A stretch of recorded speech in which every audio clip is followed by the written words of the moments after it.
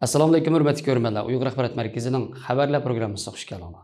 Men Muhammad Azat. Bugun juma. Tövəndə diqqətli xəbərlərimizin təfsilatı bo'lsin.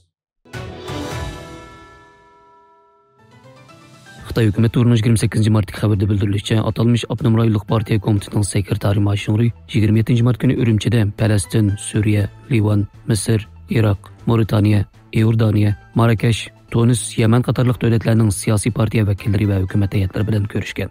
Mashhur Xitoy Kompartiyasi va atalmış Xinjiang Uyg'ur Abnum rayonluq xalq hukumatiga vakolatan bu vakillar umkining Sharqiy Turkistonni ziyorat qilishini qizg'in qarshi olganligini bildirgan. Mashhur yig'in jarayonida bu rayonning islohot, taraqqiyot va muqimlik vaziyati qatorliqlarni tunishtirib, Xinjiangning vaziyati inoq va intayin muqim bo'lib, iqtisodiy taraqqiyoti shiddat bilan ishlayotdi.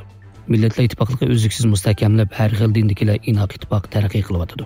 Har millat xalqining diniy erkinligi va kishilik huquqi to'liq kafolatga ega qilindi.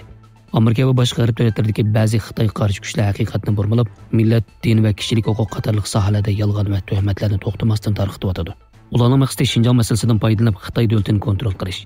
Sizlar bu bir qancha kun jarayonida Xinjiangdagi har qaysi joylarni ziyorat qilasizlar. Sizlar cho'qim Xinjiang vaziyatini texnik atrofliq va cho'nqur tushunsizlar. Biz yana dunyoning har qaysi joylaridagi kishilarning Xinjiangga kelib ziyorat qilishini va bu go'zal Xinjiangning haqiqiy hikoyasini xalqaro jamiyatga so'zlab berishini qizg'in qarshi olamiz deganlarni bildirgan.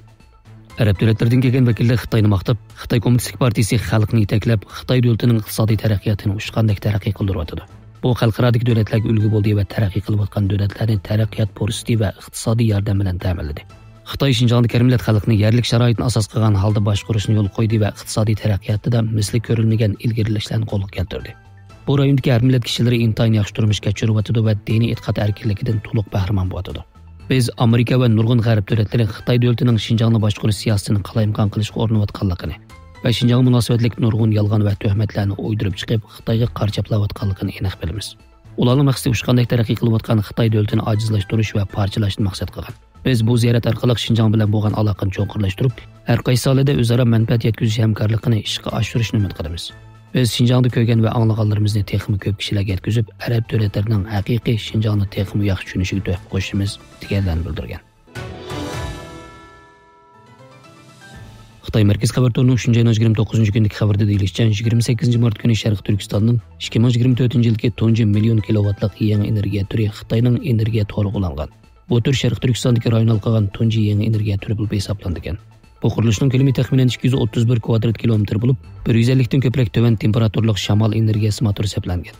Bu tur 300 ming kilovat soatdan 1 million 200 ming kilovat soatgacha bo'lgan energiya saqlash elektr stansiyasini qo'llaydi ekan. Bu tur shamol boyligidan eng yuqori chekda foydalanishni qo'lga keltirgan. Bu tur rasmiy yo'l qo'yilgandan keyin u har yili taxminan 3 milliard kilovat soat tok bilan ta'minlaydi ekan. Bu har yili taxminan 900 ming tonna o'lchamli ko'mirni tejab, karbon dioksid qo'yib berishni taxminan 2 million 800 ming tonna azaytganga barobar hisoblanadi ekan. Xabarlarimizni ko'rganlarga rahmat. Ko'rishguncha omon bo'linglar. Xayr xo'sh, Allohga omonat.